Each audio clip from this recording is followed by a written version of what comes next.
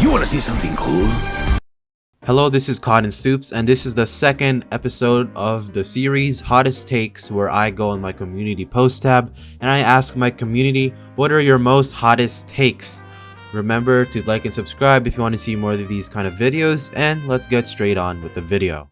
So for the first one, I want to start off with Cardio Luigi's comment, which he says the PvP community hasn't got any love from the devs. And I actually agree with this one. It's not really that of a hot take because everyone in the PvP community, even the ones who are very linked to the developers, yeah, they agree with this one. We only got a few things, specifically the protein shakes, which helped us out a little bit, the health and energy trainers, although that wasn't really a helping us because they were supposed to be there from the start. We also did have some, or not energy trainer, we already had that, but we got an HP trainer. We also got daily boost tokens from events, but of course you have to do tasks, you have to play the game in order to actually get those, and that doesn't really help the PvP community as much as the trading one, so it's not really as balanced. I do agree that the PvP community hasn't got any love from the devs, and actually we should get more love. We should get more implemented stuff specifically for us. But yeah, good take, not really that hot though. Next one we have from PyroZ0057, and he says heavy items need a nerf. Basically sum up everything he says, you only get a defense buff while having more moves with more energy. This means that Loomians with higher energy stats, which it seems like it's going to be going in this direction, because if you haven't noticed, most Loomians that have been getting released recently have had better energy stats, or at least above average compared to the beginning of the game, which is pretty concerning. And he basically says it should be more like assault vest, which is pretty good, and power shield and heavy armor, shield and power cuffs will make it so you can't use support moves, but the energy cost stays the same. I don't really know how to do this one. Maybe once we get more items, specifically the choice items like in Pokemon, so that'll actually be pretty good. So yeah, this will actually, so most tanks, because they're, so yeah, I think to add on with PyroZ, most tanks are mostly good energy, so this means that they're automatically gonna have a defense buff compared to offensive Loomians who will have to invest in their speed or their attack and their bulk, so they have to take into account for more stats than arguably defensive Loomians, which will make it harder for a bunch of those Loomians. So yeah, good take, PyroZ. This is actually a pretty hot take. I like this one. Next one we have from Jimmy I with 4246 saying Wiki Wiki best support Loomian in PvP. Now I can see why people think this, because it has a bunch of the support moves, meaning it has so much support moves, it's gonna be the best. And to counter that argument, I don't really think so, mostly because of Wiki Wiki's speed tier, and of course its bulk. You might want to argue that its bulk is pretty good because of its HP, but it's just a good HP stat. And even further hammering down the point, solo plan is not really the best coverage, or not best coverage, the best defensive typing, because I'm pretty sure you're weak to at least 5 typings, and most of those, except for actually all of those typings that it plants super effectively, are very common. So yeah, that's not nice hot take, Jimmy. I can't tell if you're doing it for the views, but yeah, good for you.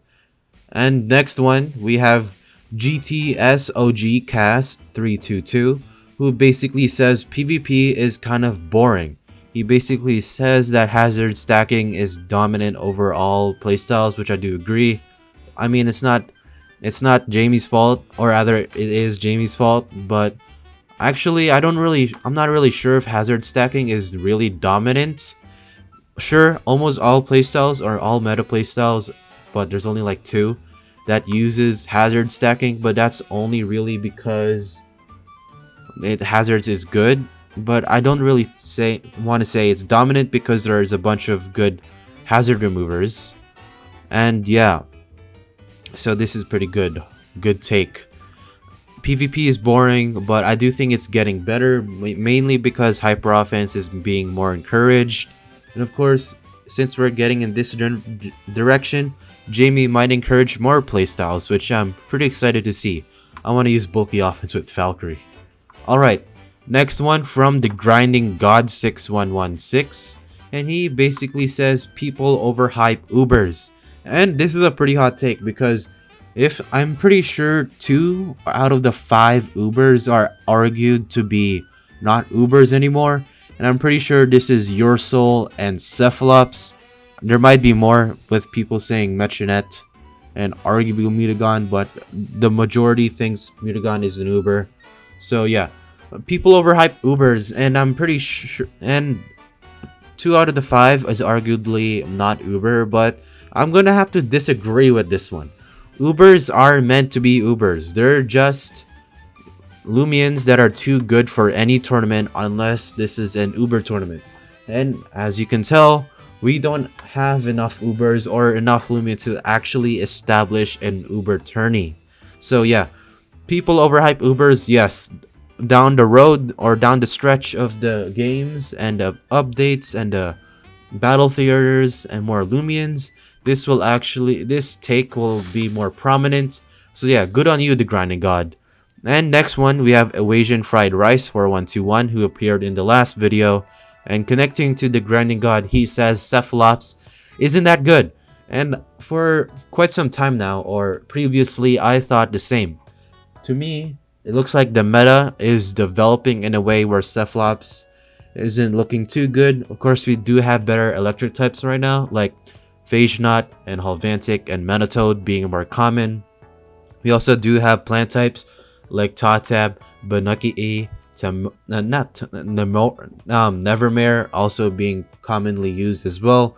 More light type moves being dispersed around, no pun intended, like Mare, Luminami, Phage Knots, and things are getting faster, things are getting stronger. However, I still think Cephalops is pretty good because it still provides the same thing as before.